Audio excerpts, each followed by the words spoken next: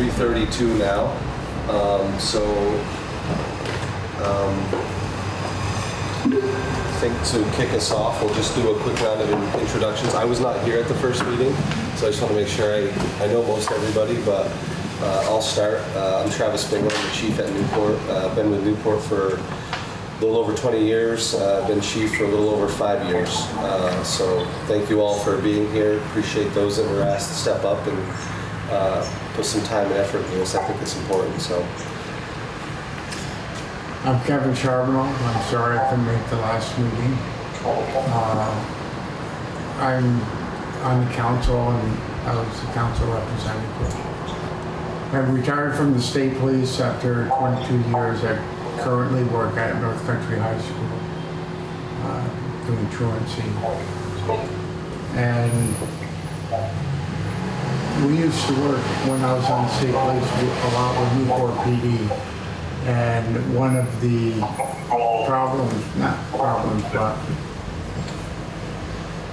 was homeless. We had no place to deal with it. We used to get quite a few people from customs that maybe come up to the port and they have no way to get back. And on a weekend night, it was very difficult to find housing for them. I'm Chris Mitchell, the AHS Field Services Director. I'm just audience. I'm Amber Robbins. I am now the Youth Center Coordinator for NEK-TV. What brought me into this, though, was I was working with Newport PD, doing a lot of outreach stuff over the summer, helping with the homeless situation. I'm Samantha Stacy. I work at North Country Supervisory Union Community Schools, and we spent a lot of time working with the homeless youth and helping their basic needs get met.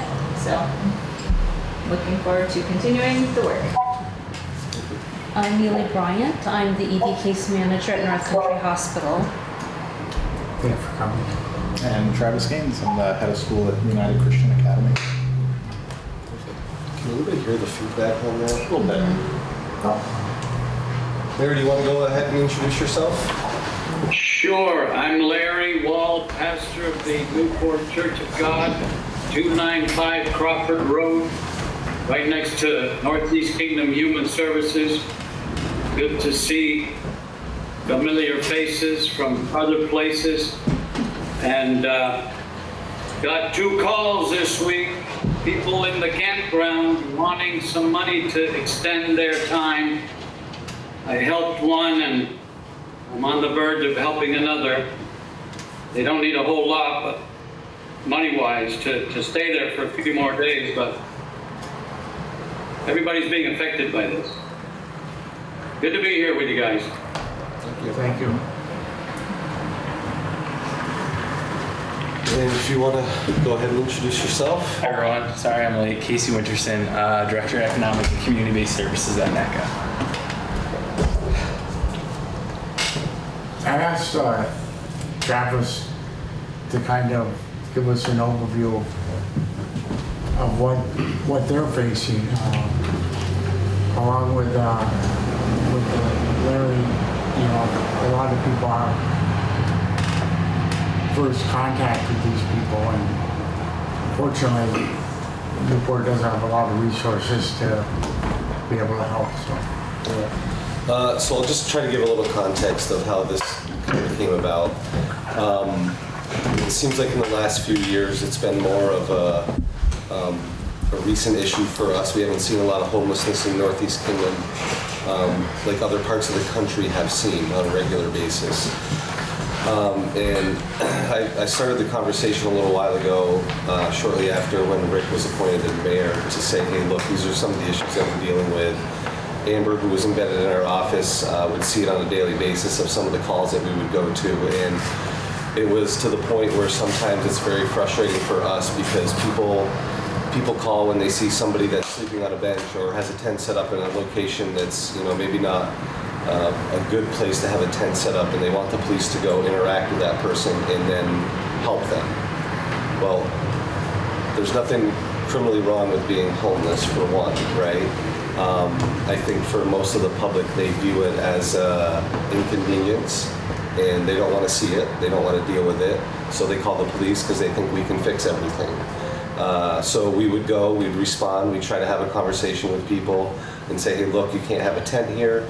If it's on private property, that's super easy to deal with, right? Because the homeowner can say, hey, look, I don't want you on my property, you gotta go. Easy to deal with that. It's on public property, that's a different scenario, right? Like any of the stuff in Newport that's owned by the city or state, it's very hard to move people along in those scenarios without having some kind of criminal texture to the response that we were there for. So somebody just setting up in a tent, we've had a couple that were set up down by the gateway on the boardwalk at night. We get a call the next morning when people start showing up down to the boardwalk to see it, and we go down, talk to them. They end up picking their tent up and moving. And for us, there's nothing for us to fall back on, right? And I'm not saying that I want to put people in jail. I'm not saying I want to write people tickets. What I'm saying is there's no course of action for us to take right now that helps solve the problem. What we do is say, hey, you can't have your tent here, and you need to pick it up and move. Okay, and they're compliant, they do, they move it, but then they go somewhere else, and then we're dealing with it again either the same day or the next day, right? So it's not solving the issue of not having a place to go, because there is no place for them to go. And that's the dilemma, and that's the thing that we're dealing with on the police side of things. I've done a little background on, Chris had actually sent me a couple. St. Johnsbury has an encampment policy, and then I found on Burlington's website they have an ordinance against camping in public places, right? So there's a couple different approaches we can take, and when I talked to Rick about this, I said, look, this is what I'm thinking, this is what I want to see, like something, right? So that way when we respond, and to me, we should be the last people going to a homeless encampment and making people move along. But if we have to have something to fall back on, right? Because if in the end of the day, if they say, no, I'm not moving, then what do we do? Or no, I don't have any place to go, then what do we do? We're just kicking the can down the road, it seems like, over and over again. So that's how this all started. And that's how we tried to get the right people at the table that have connections within the community for different resources that they can offer. I know Chris and Casey are very up to speed on the stuff that's happening in St. J, and I'm hoping some insight from maybe some real life cases that they've dealt with down there. We do not have a homeless shelter in Newport. The closest homeless shelter we have is in St. J. I think that's going to be a topic of conversation at one of these meetings to figure out what we can do. I cannot tell you how many times in my career here we've had people sleep in our lobby overnight that are most of them are like pass-throughs, right? Like they're just coming through town, their destination's not Newport, but it's a cold night, it's a rainy night, they got no place to go. So we're like, sleep in the lobby, like just, you're fine, right? But that's not the solution, it's not. So it's definitely a conversation that we have to have, and we hopefully at the end of this, we can have something in place that helps and benefits all of us, and maybe a little guidance on our side on the proper way and how we can best serve people in the community that are struggling with homelessness. So that's the down and dirty background of how we got to where we're at now.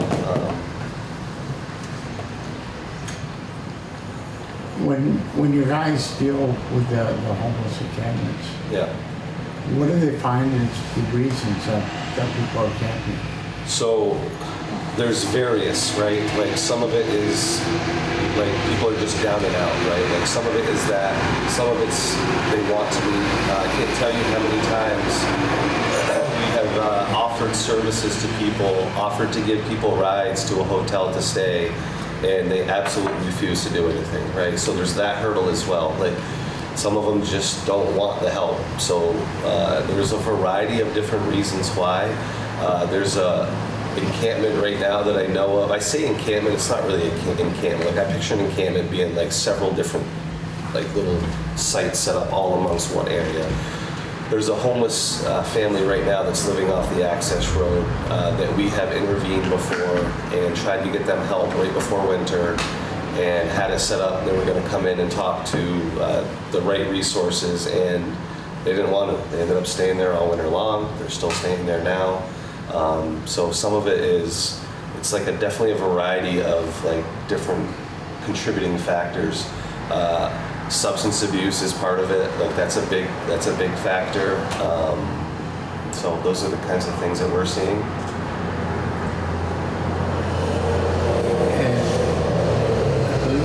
last meeting, that was gonna provide a background on, I think, St. J or something. I just read it, watch it on that one. Yeah, I think St. J's approach was first sort of writing the policy. I know the core of their policy is like, what's the urgency and what's how unsafe is a location, right? So they have distinct areas in the city or in the town rather where people cannot camp. It's absolutely not. As soon as they discover it, they work with them to try and move them within a couple of days. However, I think that there's a little bit of gray in that. It might be longer than a couple of days, but that's how they really started. Is I think it's highly sensitive areas. Yeah, it's high sensitive. This is the St. Johnsbury policy here. It's high sensitive areas. And that's sort of their, I think, the foundation for how they operationalize the policy. And they based theirs largely off the City of Montpelier, which was part of my homework was bringing City of Montpelier's, it's called the same, it's encampment response policy. Same things broken down by high sensitivity areas, and their high sensitivity areas are determined as anything like health and safety impacts on the community, emergency routes, right-of-ways, or places that create significant obstruction to residences, businesses. The other one that St. J picked up specifically as a result of the flooding was anything close to the river that could swell if there was a rainstorm. So anything that poses like significant threat not only to the community at large, but also to that camp itself. So that was one part. I also have the numbers. That was my other homework. That was a question. Oh, What's the stats here? Yeah, my staff. 300 Oh, no. So I didn't know where to send the City of Montpelier. I guess probably best to send it to you, Travis. Or? Yeah, you can. Okay. Yep. All right, cool. So I'll send that off. So this is what we call the master list. Would plug in if there was it's not that, it's an Excel spreadsheet, it's not that fancy. It's de-identified information that, well, I've taken out the identifying factors, but essentially, right now we have 31 identified households is how we interpret them. So a household could be a single adult, could be a household with children, could be a household without children, some multiple adults. So we have 31 households that are currently experiencing or at risk of homelessness in the Newport area, in the Newport district area. So that would be Essex, northern Essex, and Orleans County. Most of these folks are homeless in Newport. I think there's one that there isn't. On the whole, they're mostly single adult households, but there are households on here that are with children. I think that some of these, and I can go through everything very like fine tooth, but we are on the unsheltered number as we have it is 1, 2, 4, 5, 6, 7, 8, 9, 10. 13, 14 individuals that are unhoused, so that would be street homeless. Camping, car, on the streets, and then the remainder of the folks that are there would be folks that are in emergency shelter. So that would be another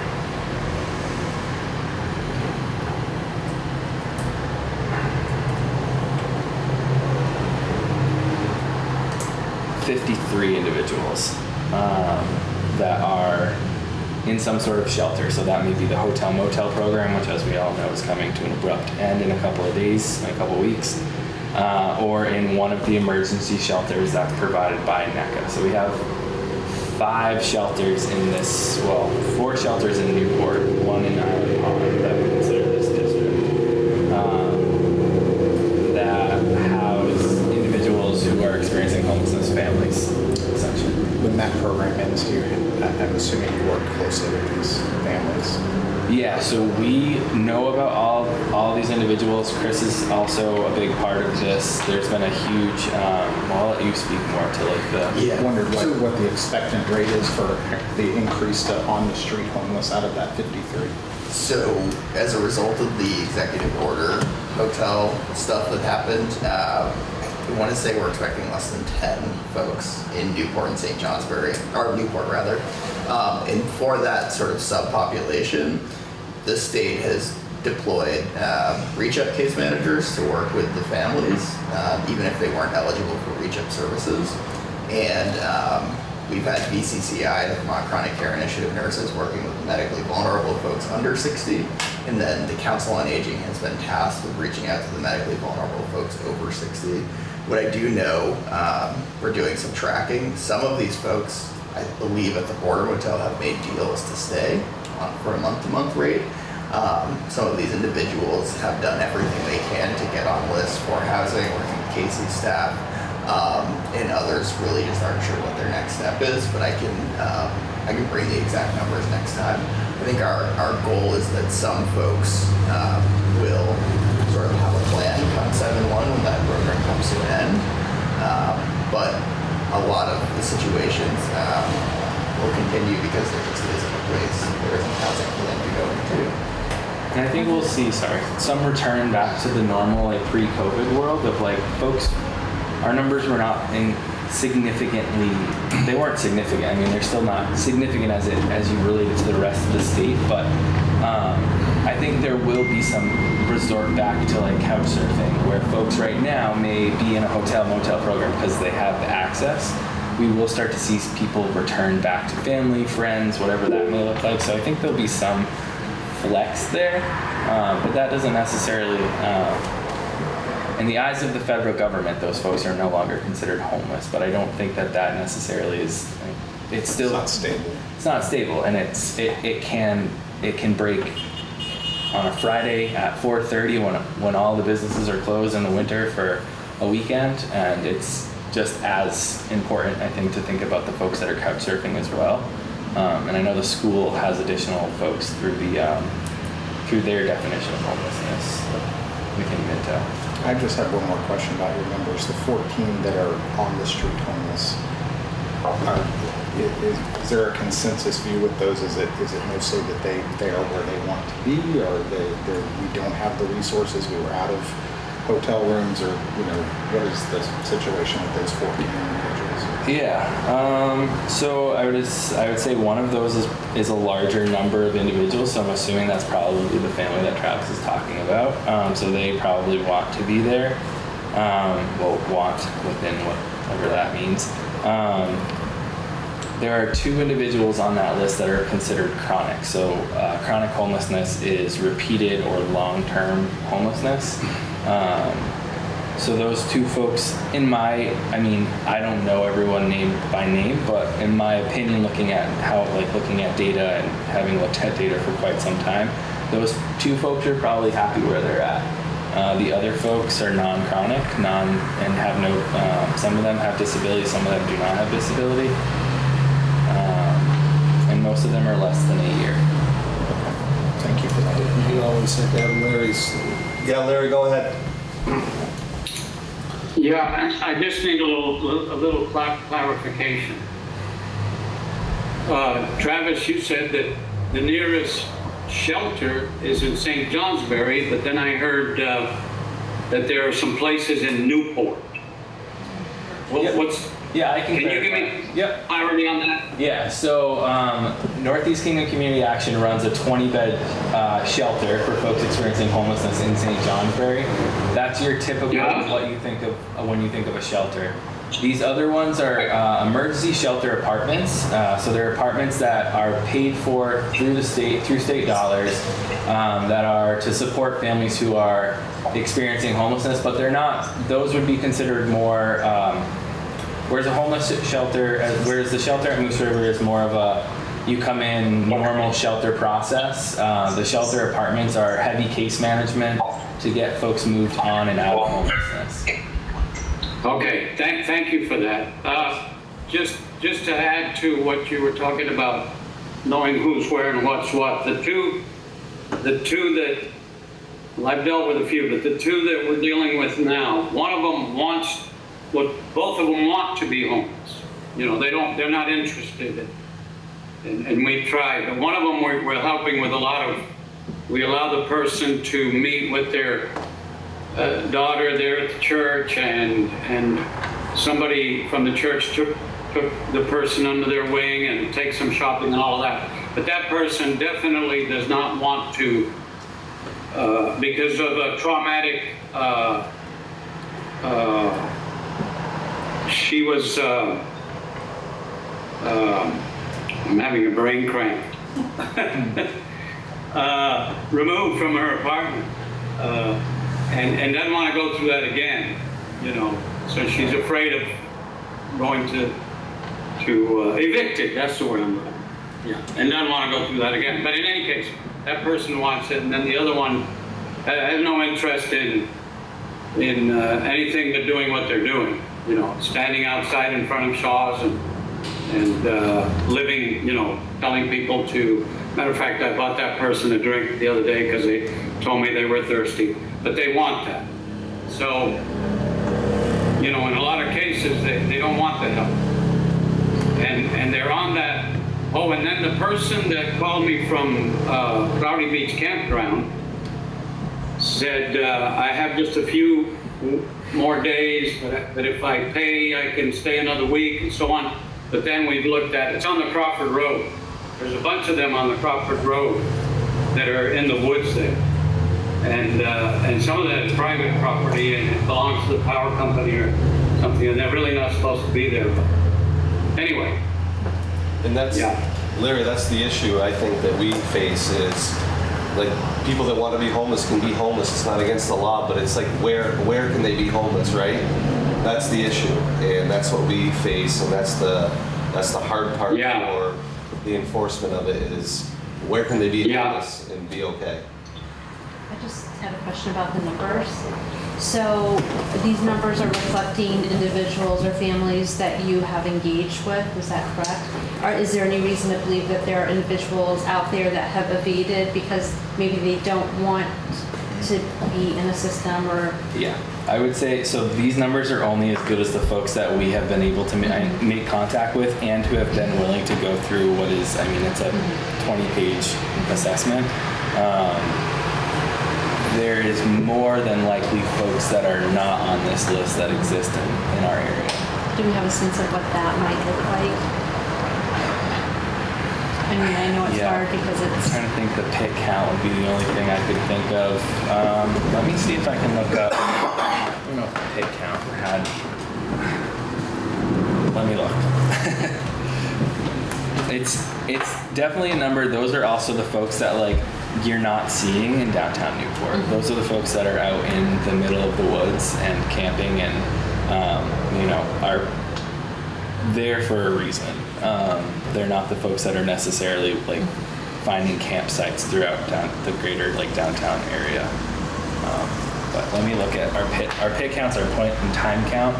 So every year the state does this point in time count around the folks that are sheltered and unsheltered. So I'll try to see if there's anything to glean from there, but I can offer a little bit of insight from the school's perspective, numbers wise too. I'm not sure what the end of the year number was, but our definition is a lot broader than NECA's due to, it's called McKinney-Vento, is a program from the state government that identified homeless youth, and if a youth is homeless for one day during the school year, then they're qualified for services. So we've cast as broad a net as possible, including, I think, including if there's like, they don't have access to utilities, then it would be unfit housing, so they would also be qualified. And that number was over 100 qualified youth this year in North Country Supervisory Union. Yeah. But they usually are more in the doubling up situation of couch surfing and or being in a car or like staying with friends. Yeah, sometimes like 10 at a time, like many. Yes, so they it's pretty uncommon to see them just unhoused on the street.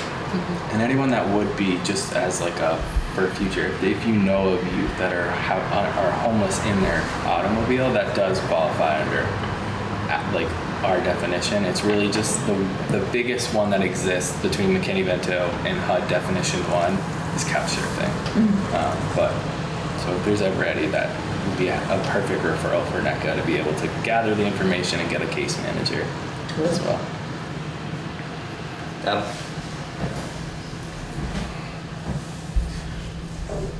This is a time-sensitive issue. When the weather is extreme, besides sleeping downstairs in the lobby or going into one of the stores to stay warm, what is on your yes list? What is on your no list? Let me know. I will work within those parameters. I understand homelessness. I was a homeless teenager. I was a homeless veteran. I've been on and off homeless since 15 years old.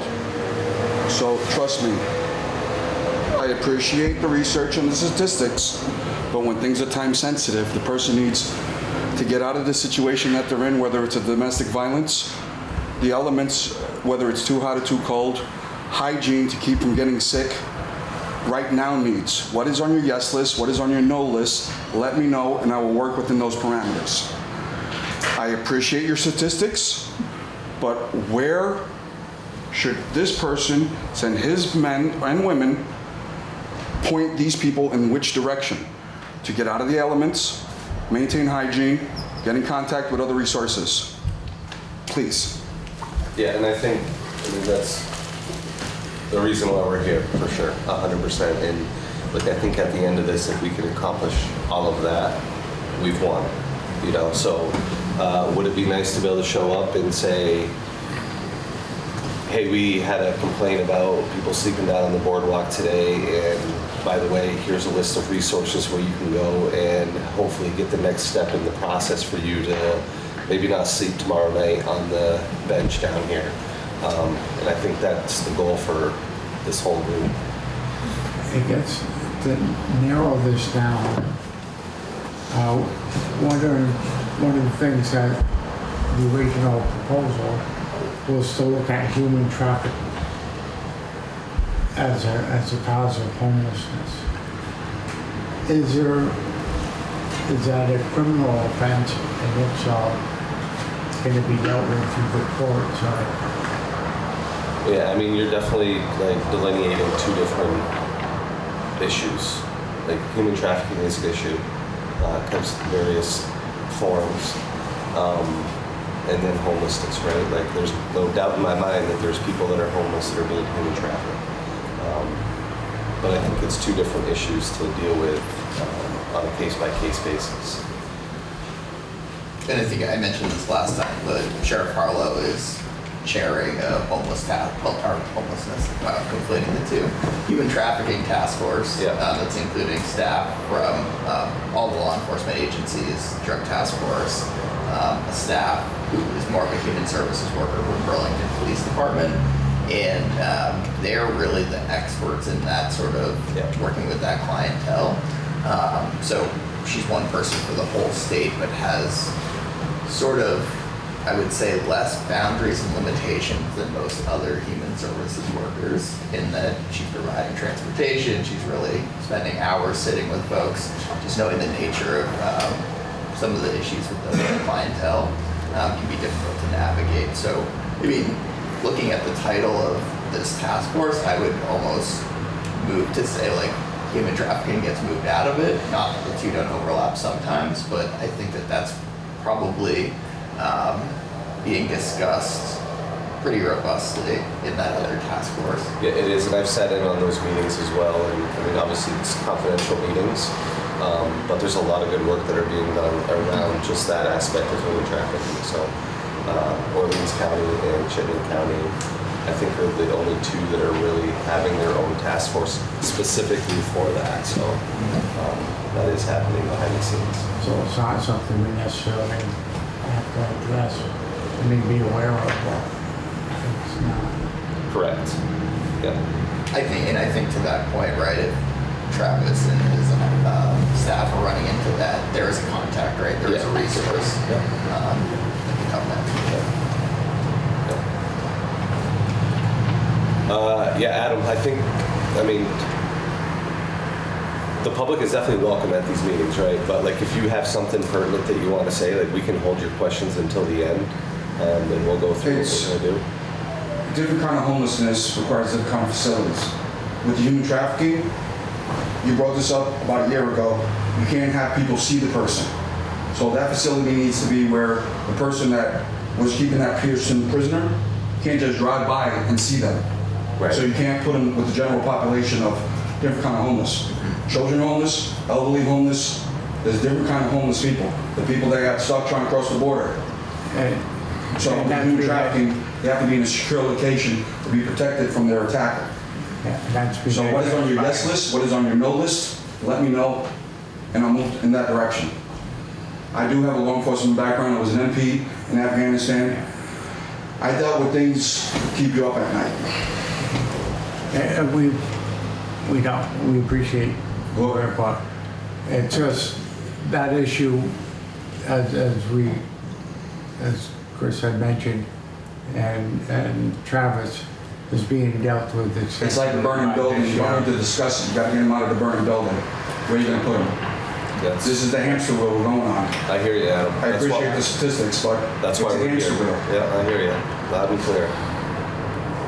Think about just the one other thing, it did get, Adam just said it, but thinking about wintertime and folks coming across the border, I mean, we partnered with the Agency of Human Services to provide some services for those folks, and it certainly has taken quite the nosedive with the new administration, but there's some reality to the folks that are getting dropped off by Border Patrol at Walmart in the dead of winter and not having anywhere to go, and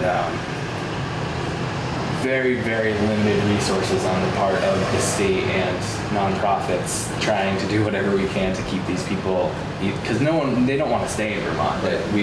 Out of everyone that we've interacted with, and we've provided over, I think, 200 families worth of services.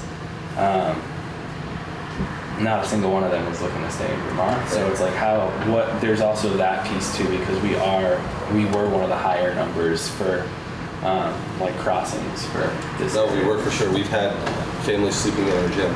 Right. That were dropped off at Maple Fields in the dead of winter, and it's just not a good situation. And it goes back to like the limited resources that we have in the NEK, right? There's no transportation, so how are they going to get, like, Newport's not their destination, like you said, so how are they supposed to get to where they want to go? But yeah, AHS was a huge part of that conversation. I know that for sure. So it seems like it's a two-part problem when we've covered a lot of ground the last time and just talking about broad like a review, but it seems like we need, number one, ordinances that the police department have to fall back on that say this is how we're going to handle these situations, and it's codified in some way. And then we need resources to be the output measure for those ordinances. So if they're moved, what are we going to do? Right. So chicken or egg, which one has to come first? So should we brainstorm locations that would be optimal spots for an encampment based on resources, such as like access to showers, access to food, access to electricity so people can charge their phones and such, and somewhere that's in walking distance from here if most people are unhoused here in the city? you're saying you like look for a location where people can actually go and camp? Yeah, like refer them to here because it's a good place to have their needs met that they're looking for. Because I don't think it's very comfortable for them either to be sitting on the dock and then have to move their tent. I mean, moving a tent just in general, even if you're camping for fun, is irksome. But I think CJ has taken the opposite approach. They've said where you can't be, not where you can be. And that was like kind of what I was going to suggest as well, right? Like, because if you say you can't be here, it will be there 100%, right? But if you say, look, this is what you can't do, right? And then if they do it, then we deal with it. I think is helpful, and that's exactly how St. J did it. And I think to your point though, what I think folks in St. J have done is are aware of like the places where folks can get a shower. In St. J, Maple Fields for $7 gets you a shower and a towel. These are the locations where you can get a meal. You can stop in the hub to charge your phone. So it's a little bit of both, but I think to your point, Travis, it avoids like kind of potentially spoiling one location too, right? Is if too many folks go, then Newport will come to the capital and say, well, we can only have 10 times here, right? So, And let's face it, the property that we're talking about in Newport is not significant. It's really not. Like, most of the land in Newport is owned by business, private landowners, like those kind of, like even Gardner Park has a curfew in the ordinance from 10 p.m. to 6 a.m. So you're not even supposed to be in the park after that time. So like that negates anybody even staying overnight there because they're not allowed to be in there, right? So like I think of the places along like the boardwalk down here. Most of that is state-owned land. So like I don't even really have any authority to say, hey, you can't be on this land because it's owned by the state. So we're talking about like a really narrow band of property that the city actually owns where people would not be allowed to stay, if that makes sense. And the city, I've seen the budget, there is nothing, there's less than nothing for, creating a shelter or someplace. Like really what you're talking about is just camping. That basically, if you were going to, create something or enable them to do that, they would have to bring all their resources with them because there's no funding to supply those resources. I don't know about agencies like yours, but it's a difficult situation. We definitely have some ability to supply some of those things between, I think, our two areas, but it's, again, everything's been limited as we've come out of these COVID dollars. So it's been definitely challenging to get tents and sleeping bags and things like that. I think the other point around, Travis, what you were saying, this town or the city's land, in St. J there are also private landowners who have their land that they have folks there, and as long as they don't create an issue, they won't call or they won't say anything. So it's really to the point, like what triggers in St. J, what triggers Joel and his team coming out to them is there's been a report by the landowner, or they're on a place that has strictly said no trespassing whatsoever. So like the electric company, for instance, is like a hard, you can't be here. But there are some private landowners in St. J that own so much land, and it's by the river or whatever it may be, that as long as it's a non-issue and people aren't burning trees down and stuff like that they just kind of left it alone. Yeah, and I think similarly though, it's really difficult as you look at Newport because everything is super hyper developed here, whereas Newport or St. J does have those little pockets of like nothing there, right, even downtown. Can I just say, it sounds really very unkind when I hear you say that how St. Johnsbury is handling things. I mean, I think a homeless person has enough problems without having to try to guess where they might be able to stay and then get moved on and moved on and moved on until finally, I mean, you're talking about a sad situation to begin with. And I'm not saying that hasn't been working for you, not you guys personally, but you or the city. But it is really unkind to burden people with this extra thing, as opposed to saying, well, here's a place, or here's a place where you could stay and not be moved on as long as you behave a certain way, and it has these facilities for you. And with respect to the budget that we have in Newport, there are priorities, and obviously that hasn't been a prime priority because we haven't put it significantly in the budget. But that doesn't mean that it can't change, and that it can't even change between one budget and another, because we have the ability to go back to the people and say, we've got to put money in this thing right now because it's an emergency. So I do think we need to have places. And I was thinking, as you mentioned it, Larry, when you're talking about having just that little bit more money for a campsite, we do have a Niles fund. It doesn't provide a lot of money, like $250 to people who can't pay their bills.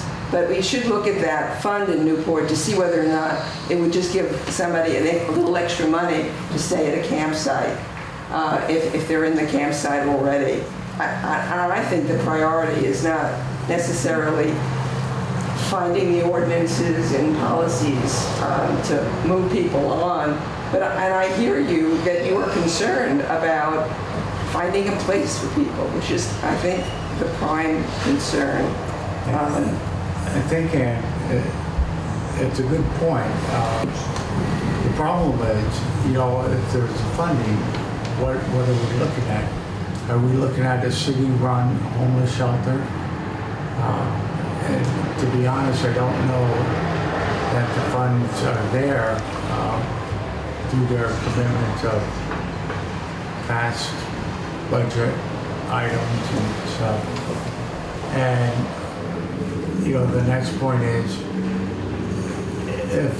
if for example, a homeless shelter was set up, there certainly needs to be some incentive to help the people find permanent homes or get off the streets. And I don't believe it's something that we could just put in the budget and nobody notices. And I'm not sure what the liabilities are. Even Burlington, I don't think, has a city-run shelter. I believe it's run by the state. Travis, can I just make one comment and I'll be out of here? Neely will be able to attest to this. Be very careful, and I hate to disagree with you, but be very careful accepting responsibility for people who are considered vulnerable adults. Okay, you can put them in a campground or somewhere all summer. When winter comes, okay, and you have sponsored that, it is very likely that you will become responsible for those people. Okay, you can't just throw them out on the street or leave them outside all winter when you provided this place. In addition to that, all right, one of the things that we've experienced in healthcare is if you build it, they will come. So if you want to help out the people that are already here living in Newport, that's great. However, I don't want to take care of St. Johnsbury, Littleton, and I will tell you that if you advertise that you have a place and Newport has created a place, you will increase your problem. And to your point, there is a budgetary issue, a component of this, and I'm sorry, Chuck. I apologize. Well, you don't even have to advertise it. Word will travel that there's a place here, and I'll be the devil's advocate for just a second, and I don't want to be, but let's say that across from Pick and Shovel there was an open lot, and we said, okay, we'll let people camp here. Eventually, people would complain, business owners would complain, it would become a nuisance, and it would become a problem in that area, and it's, we're not going to be San Francisco, but if you've walked down in the encampments in that area, they're not pretty places. It's not people like at Prouty Beach taking care of their campsite and, drugs, needles around and, human waste, and they go downhill really quickly. And, even an encampment of, let's say, just 14 people, that would become something that would be problematic for a city that's already trying to develop itself to raise itself up out of an economically bad situation. It would be something that would detract from tourism and things of that nature. I'm not running any. Does anybody here have a good rapport with the feds? No, I'm not making a joke.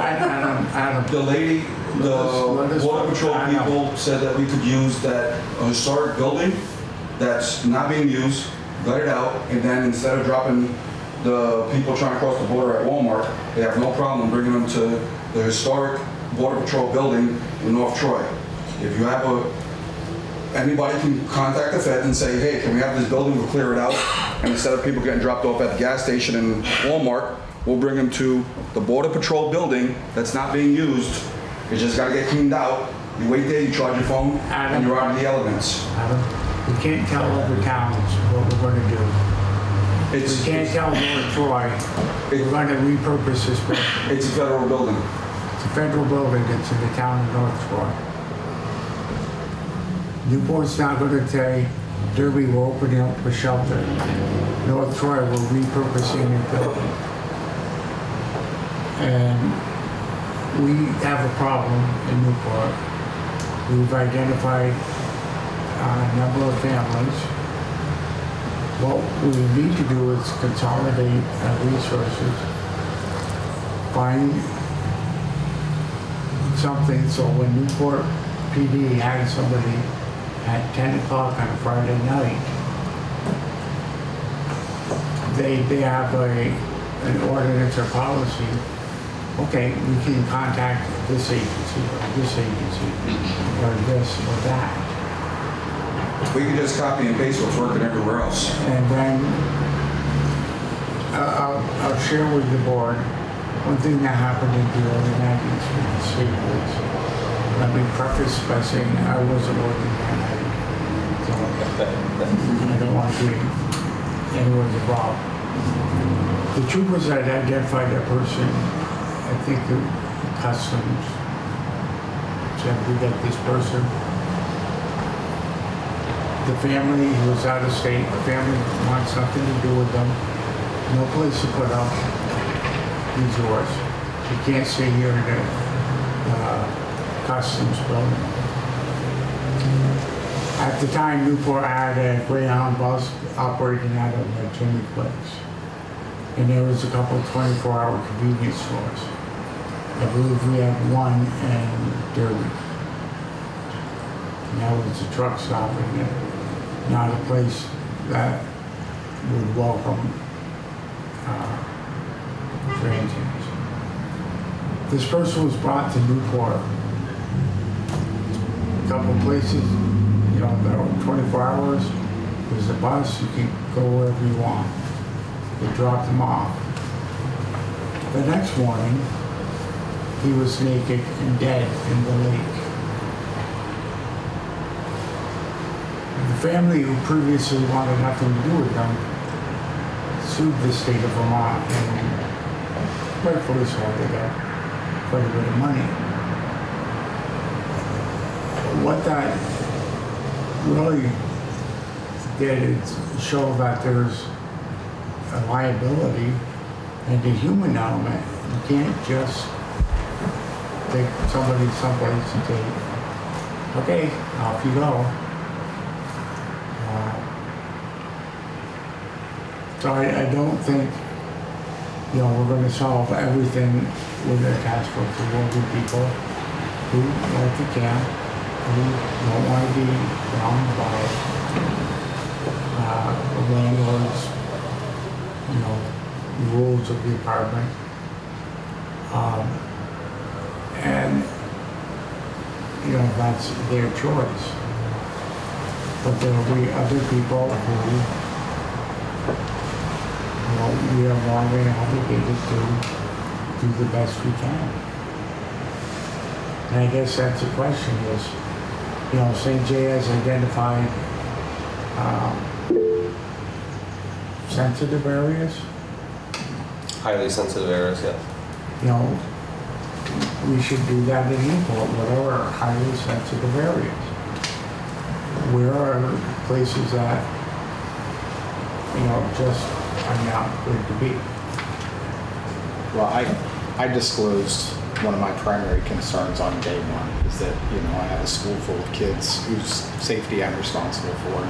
I didn't actually come prepared to distribute this. I only have 2 copies, but one of the ideas I had was in the realm of sensitive areas and areas that are no-goes was a school safety buffer zone that includes daycare centers, any public or private school and bus stops, pick up and drop off locations for kids. It provides a 250-foot zone around them.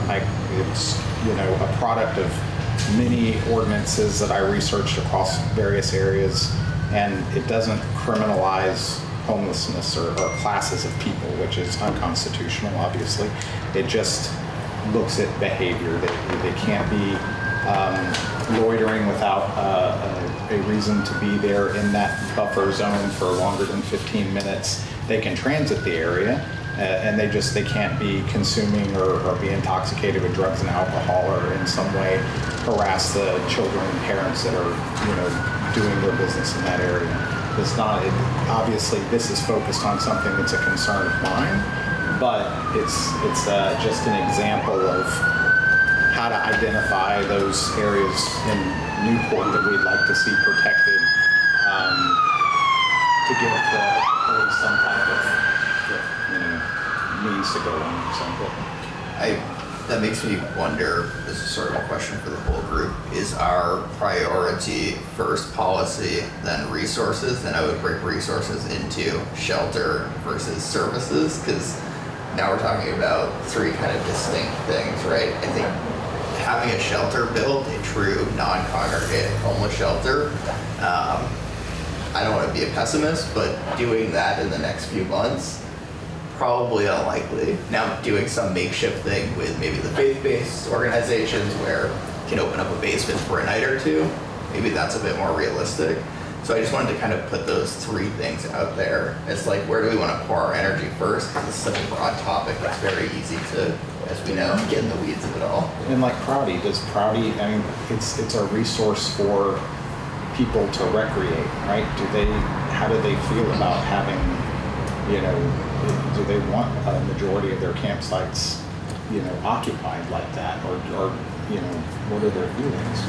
No is the answer to that, right? And only because, like, people experiencing homelessness or that have been homeless for a majority of their life are very creative people. Like, they really are. So they will utilize anything in their element to make it work for their camp that they have, which means defacing trees and stuff like that. So that has been an issue that has been brought to my attention. It's not that they're not welcome there. It's just that it's not a long-term solution. Right. And if you're running a business, right, as a campground, run it like a business, right? You want people to come back there, and that's what you have to try to do. So. I think there are perfect examples. I know of one case, this is probably 2 summers ago, a young man, homeless, had just got a job with hireability. Someone was able to fund his campsite for the entire season. He saved up money, he was successfully employed, was able to get to and from work. That's when I think it's a solution. That's it's awesome. like, it's not a blanket sort of statement either way. It's the right person for the right. And that's great, right? Like, you don't hear enough about those kinds of stories. And I like this is great, like your sensitive areas and the things that would encompass like the buffer zone, and like I don't think we have to reinvent the wheel on most of this stuff, because like it lays out the same stuff you have under this. It's the same exact thing that you have here. So I do think that's great. Larry, I know you had a question. No, it's okay. The plan got answered. Okay, sorry about that. Just holler at me next time. But I think we can work on both tracks at once. I think we can lay down ordinances that will help in PD at the same time as looking at what resources do we have now, how do we channel people to those resources, and what resources can be created to augment that.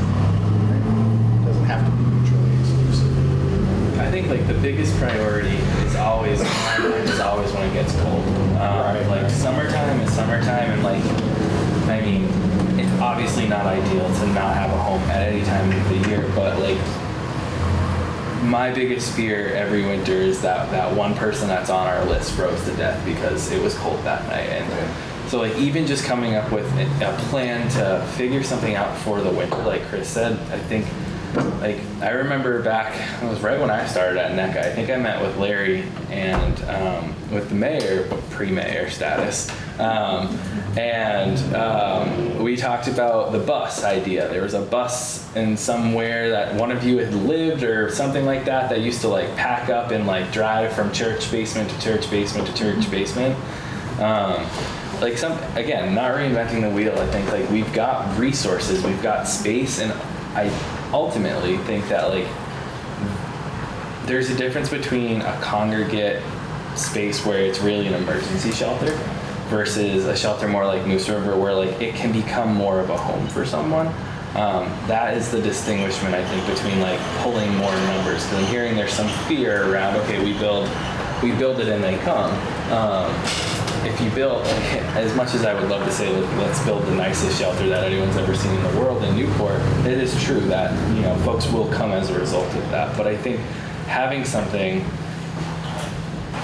we're mimicking every other major city across the United States that is dealing with homeless individuals, having an open basement or a gymnasium that can be utilized as a drop-in space for just like a 7 to 7. There's plenty of resources, I think, especially here in Newport, where folks can actually go during the day, which is not necessarily was not necessarily the case in St. Johnsbury either. There was, you know, limited resources there. So, does Moose River operate at capacity most of the time, or are there beds? Yeah, it does. It operates at capacity. It always has had a wait list and there's like this transition. So between either someone not wanting to be there anymore or being exited because of behavior or what have you, there's usually a bed that is floating at any given time, but it typically is operating at that 20 bed capacity.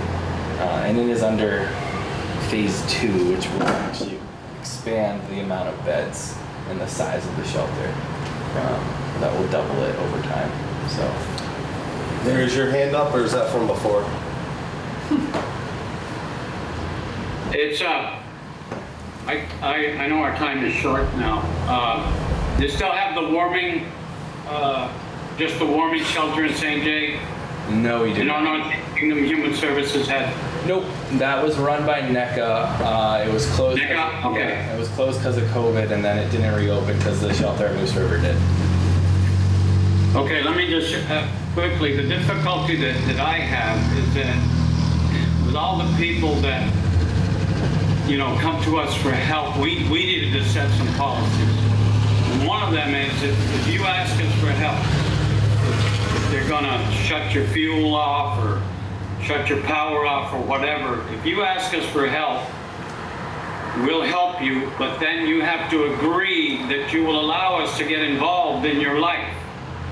That means that we want to look at your finances. We want to look at your situation. We want to look at your personal life so that we can actually help you.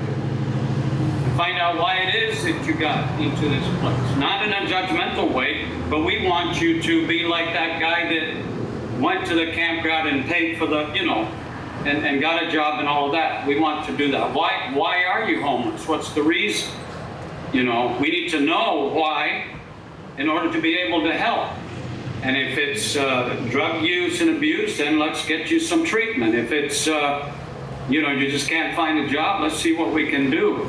But let me just get clarity here too, is that our objective here as a task force is to bring suggestions and goals and so on to the Newport City Council and the mayor. Is that correct? And Travis? Yes. Yeah.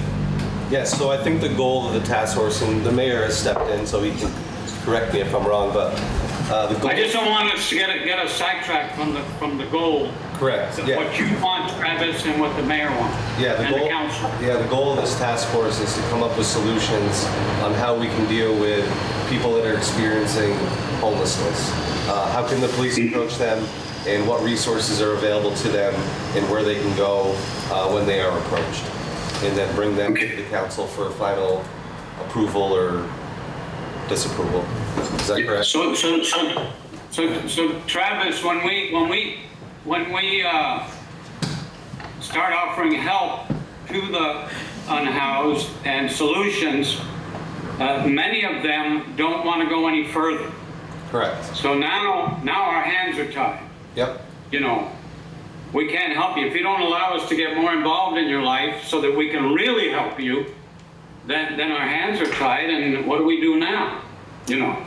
Yep, we've definitely where you have. This is a very super duper complicated issue that is not going to get solved in 2 or 3 meetings.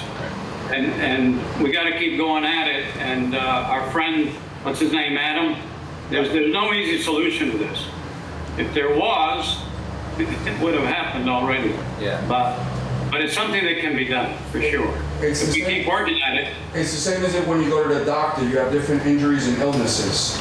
So each reason has to be addressed in a specific way. Okay, we don't have less than a half an hour left. One of the things I think Newport would like, nobody likes more policies and directives, was something as a, when our officers encounter a homeless encampment or a homeless person, they have, you know, this to do, or these options. Right now, there's nothing, if I'm not mistaken. Correct. And that's not a good thing. If you happen to be with them, you might have resources available, but if another officer is going, you might not know about them and take a different course. So there should be consistency, and not that Newport's going to be the driving force for identifying the unhoused, but they are the ones that get called most often when a landowner encounters somebody there, or a business has a person out front that's camped in their doorway. So there's that one hand, what can we do to help Newport PD? And then the services, what is available, and you know, that'll involve everybody talking together and realizing, okay, NECA does this and they can't do this. You know, and I think it's certainly a good point raised by Larry. You know, you got to get involved with the person, find out what's happening. But again, you're not going to be able to do that at 11 o'clock on a Friday night. You know, if you've got an emergency thing, it's 20 blowout. Where are we going to let this person go that he'll be safe overnight? And then the following day, you can meet with the team member and say, what's your plan for housing? Why are you unhoused? And what can we do to help you?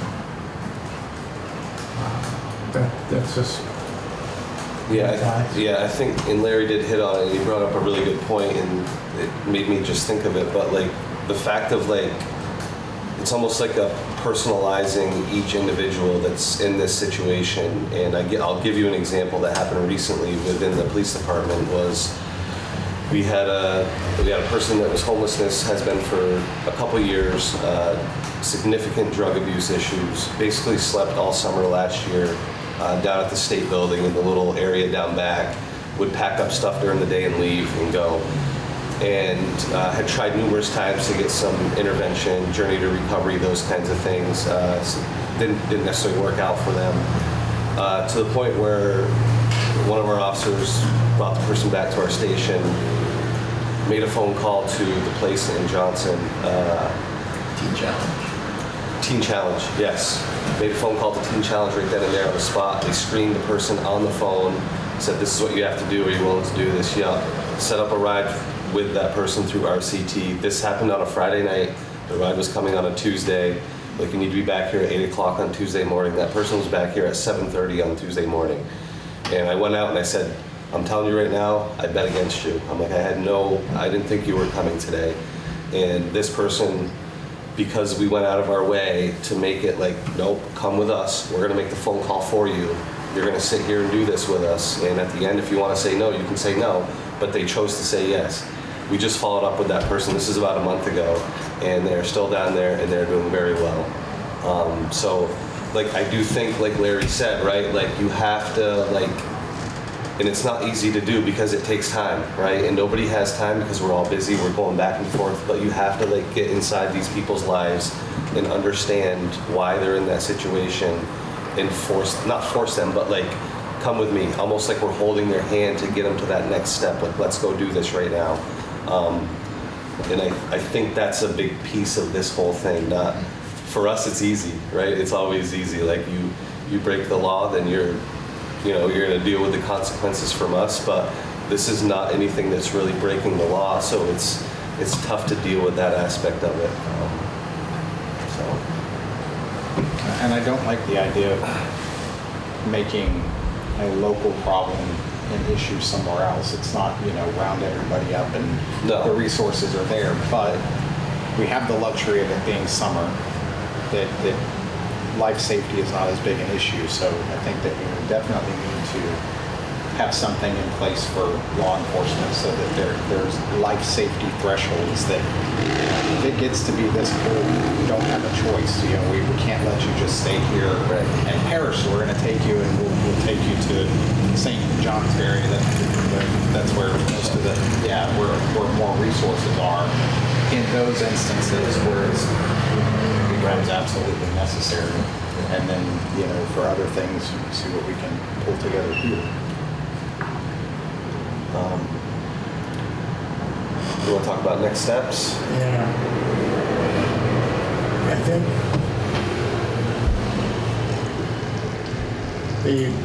the high sensitive areas, Yep. we should probably identify that in Newport. And that could also be accessing the master plan, because the downtown development has a plan set out of what they'd like to see. And perhaps they would be a good one to call to the table. Say, what is your vision, and has this even been considered as part of it?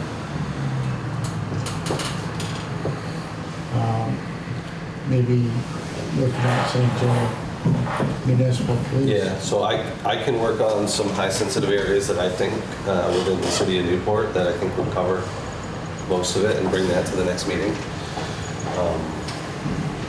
And then I think we talked about it too, but I think the other thing we got to figure out is what route do we want to take, and maybe it's a combination of both, like you said. Is it a policy, is it an ordinance, or is it a combination of both? Luckily, this is a big task force. I mean, we're not all here today, but there were a lot of people involved, and I feel like there are some of us that, have more experience than others in the resource area. Maybe, a kind of a divide and conquer approach would be good, or some of us work on policy and ordinance, and then some of us work on resources and tying things together. And, that way we're not just, we can kind of get into our areas of expertise and plan from there. I like that. If I could add a third area, I really appreciate the conversation with Casey about the possibilities for next winter, and it seems to me we ought to be starting those conversations now if we have any hope of creating some kind of a temporary option on really, really bad nights. So that could be a third group that could go to work as a task force just focusing on that question.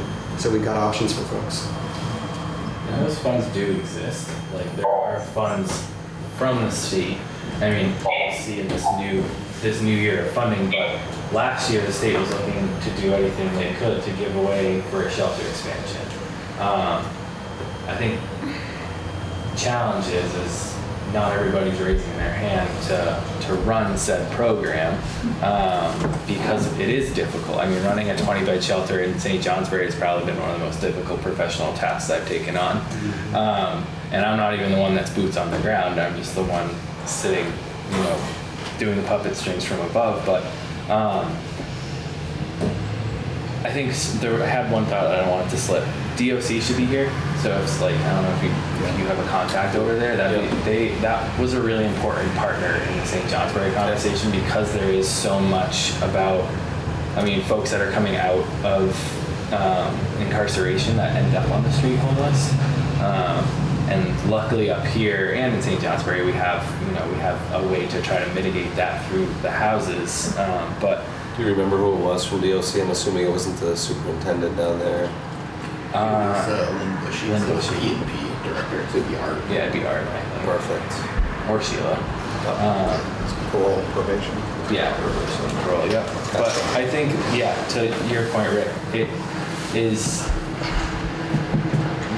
the planning process for a shelter in St. Johnsbury existed long before I got there.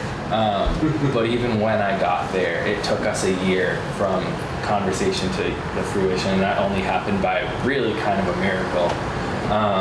But I think the difference between there is that's a permanent shelter that exists 365, 24/7, all the things. It's a lot easier to pick up a shelter that is only operating for like the cold weather. I would say like if we could lean more towards just, I have a hard time distinguishing between 32 degrees and 33 degrees, like what, so that's the cold harsh weather nights. Those are easier to pull off because they're quick and they're one night and but my thought would be, in my proposal would be that we try to really think of something that starts October and goes until May as a resource. Yeah, I can just say a quick word about that because I was the one who talked to Casey when we had that first meeting about that program. When I was in Rockland County, New York, we had a program that was designed to go, it was clear when it was going to be open. There were no judgment calls night by night. And basically church community, faith-based, not just church, but faith-based communities agreed to take 3 nights a month and be available to host folks and provide a meal as they came in the door. And in our case, I suspect we wouldn't have people every single night, but all you'd really have to do is have some, frozen casseroles in a freezer somewhere, and know that, if people get in touch, we can make one phone call to the on-call person in that community who's assigned to that night, and they can activate a little network that would then respond. So I don't think it's rocket science. Totally, and I don't know how the municipal building feels about this, but the gym is the gym is I know that there's activities that happen in the gym, but that is a centralized location that anyone could end up in. And it's really the amount, in my mind, it could be the rotation of the people that are doing the thing, and maybe the place stays the same, but all things to think about. But I think that, for me, that was one of the thoughts of a priority as being part of this policy also, but whatever we can collectively do to try to figure that out. And Samantha? I had a suggestion for the winter, something to work towards for winter. And in the meantime, I notice we have a lot of large multifamily homes here, and maybe people who are struggling to pay for them or wouldn't mind a little company. And I know that I know I have bias from the kind of work I've done in this field, but I know I've also felt unsafe at times, so it's not for everybody. But for people who do want to become housed, most everyone I worked with are children. They don't want to be unhoused. They want to learn how to be housed, because it's not just a skill that how often to wash the dishes and all of these things. And I don't think that level of case management to the ultimate goal, I feel, is to get people housed and to have them stay successfully in the housing. And in order to do that, it takes maybe an extreme amount of mentorship that I don't think we are at this table capable of doing for everyone in the community. But I do think there would be plenty of people who would be kind enough to open their homes and would be open to taking on one person, and even just for one winter, help them get on their feet, something to consider. There's a program that the state runs. It's called the YHTP program, Youth Housing. Oh God. But they provide stipends to people that take in youth and basically do that exact thing. And we hold the contract for that. The difference is we have 2 apartments that we use, but I wonder if there might be some sort of resource that we could tap into there. So I can do some homework on that to look at the youth angle of it. Cool. And for adults too. I mean, people who have been chronically unhoused, I think, still deserve the chance if they Program. That home share program. Yeah, Home Share Vermont. Home Share Vermont. Yeah. They're moving. Their goal has been to move greater into the kingdom, and that's like, it's like you stay there for a reduced rent or no rent, and you provide services to the person that's there. So like cooking, cleaning. Some people do like chores on the farm. I don't know who runs that program, but It's an independent program. It's its own nonprofit. Yeah. And I've had conversation now, it's been months, but I think it's well worth reaching out to them as part of this venture and learning more. So I can take on that too. So I can do some research for. I was gonna say, we just had a conversation with them. They were supposed to come to the staff meetings. Perfect. Take them on board. Perfect. It's almost 5. Yep. Yeah, we can wrap it up. I just want to make sure we know what we got to bring back to the next meeting. As far as policy goes, do you feel like you have enough with Montpelier, St. J? Do you need more examples, or? I don't think so. Okay. Personally, and maybe so maybe we should just try to assign some people to some of these tasks before we go. Does that sound good to bring back to the next meeting? Yes. Okay. I definitely will take a swing at the policy and the ordinance side of things, which I think makes sense for me. And I don't know, Trav, if you want to jump in on that, or if you have something else on here you want to do. I'm at UCA, just right down the street all summer, so if you want, I can come up here. Yeah, okay. So maybe Travis and I will tackle that together. I think it would be appropriate to have Chris, Sam, and whoever else, and Casey on the resources part of that next to say, hey, this is what we have in our agencies to offer, or Amber, wherever you want to jump in. Like, you guys tell me what you want. I don't all that stuff on the table and see. Maybe some asset mapping. Ready? Totally.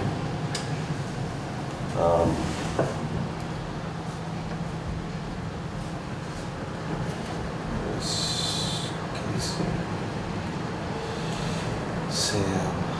I wonder, and not to voluntold or assign anybody, but I'm wondering, Larry, if you have, I know you're connected with the faith-based organizations. I wonder if there's a larger conversation that can start now with the faith-based conversations around where they may or may not be interested in stepping in or stepping out.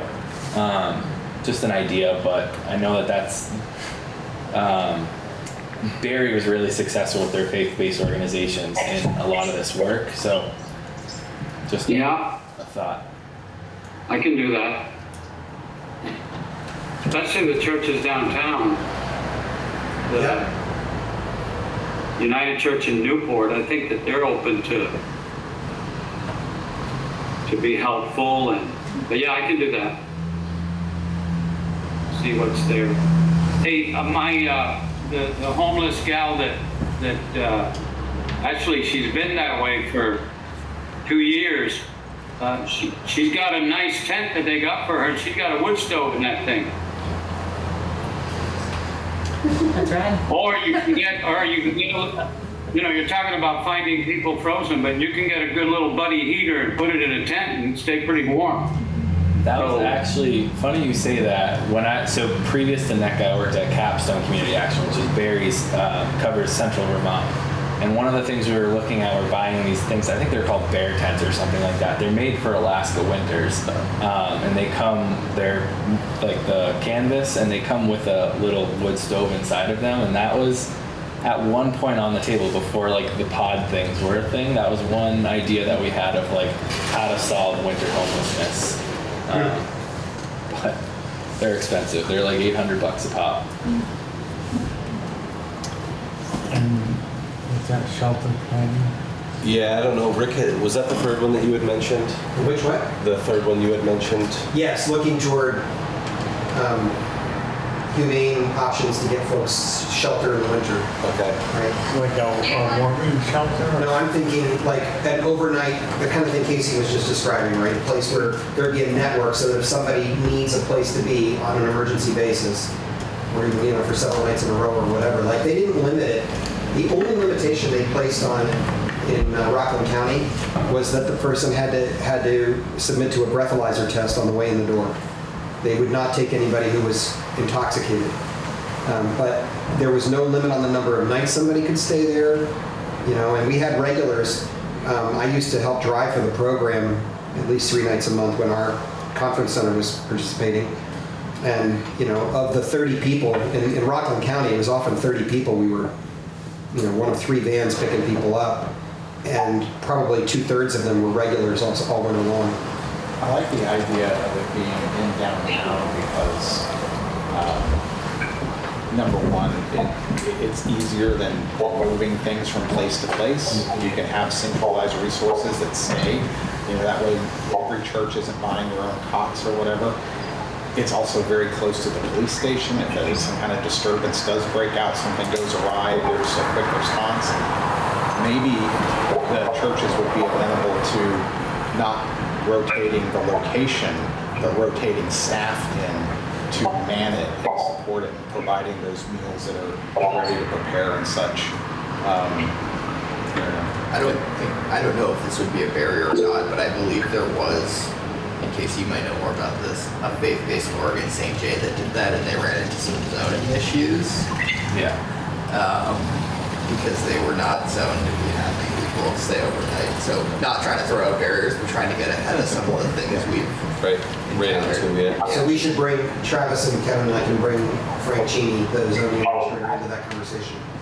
And maybe it's a non-issue, but just something to think about. Yeah. I also think that there's dollars to be leveraged at the state. I mean, it's definitely a difficult funding year based on kind of the conversations we've had, but the Housing Opportunity Grant Program could probably squeak out some dollars because this would be considered shelter expansion, and those are the dollars that they really have right now, where there could be some staffing supports that are regular, whether that be a coordinator, that's that on-call person all winter long, or a staff or 2 that supports that tonight. But so there's some options there, as well as some like capital for buying cots and buying food and stuff like that. So I can also pull the thread on that a little bit with our grantors and see what that might look like. I think our meetings typically fall the Wednesday after our council meeting. That's right, first and third weeks. Do you know when our next council meeting is? It is until the 7th, but if we held it on the 2nd, that would be the first Wednesday in July. So it would put us, and that's in the middle of the week before the holiday weekend. I think that'd probably be all right. For our next meeting here. So I would recommend that we just keep it on first and thirds, and that way everybody has it on their calendars. Is that okay with you, Kevin? Yeah. Could someone just, for the sake of the calendar, send out a first and third reoccurring so that... Yeah, but I have a question about that. So one of the, somebody smarter than me may know how to answer this. I can't find a way in Google Meet, which is the one that we're attached to easily, to have it be the same link every time. I can make it be the same link for all the first Wednesdays and the same link for all the third Wednesdays, but I can't make it repeat the link every single time. It's driving me Probably nuts. a custom repeat option. It's the same in Teams. I have to have 2 separate. Same thing? Yep. It's driving me nuts. It will. What about Zoom? You can do it. Zoom in. Yeah, in Zoom you can do it, that's true. And I have a personal Zoom account I'm happy to, use for this. I don't think there's any official reason it has to be on Google or anything. The only thing is it taps out after 40 minutes. No, I have a paid account. Oh, the paid account? So if you want, we'll just use my paid account on Zoom, set a regular recurring link, and put the same Zoom link in it for every time. Perfect. Okay. Let's do it. Okay. You'll send that out? No, you and I will work together to make that happen. We'll figure it out. You said first and third? First and thirds. Okay, so I just want to make sure we have this before we go for the next meeting, so. I believe Frank will chair with us. Zoning issues. Yeah. They can't see anything. Travis and Travis will do the policy and ordinance draft or come up with something for that. Chris, Casey, and it's Sam, right? Sorry, and I forgot your name. Neely. Okay. So Chris, Casey, and Sam are going to do the resources part of it. Do you want to jump in on that, or Yeah, I'm do you interested. two want to network for some of the shelter planning stuff? I mean, I'm up for either. I don't care either way. I'm pretty familiar with a lot of the resources around here, so it might be helpful for me to. Can we maybe just start with the resources, do an asset map for the next meeting, and then from there, kind of, I jump on the shelter stuff after? Okay, let's do that. Then we'll just hold on the third one for now, and then we'll just go over those first two. If that works. And then we'll just bring that back for the next meeting. We'll go over what we came up with. And does that work? Sounds great. It's really hot in here. Yeah. I was gonna say, if it ever gets too hot, we can always. Well, next time, though, I apologize. I will turn the AC on and close the door prior to the meeting if it's warm out. Can't imagine that vest is any better. Yeah. Larry, are you good? Happy. Okay. Thank you, everybody. Thank We will see you next meeting.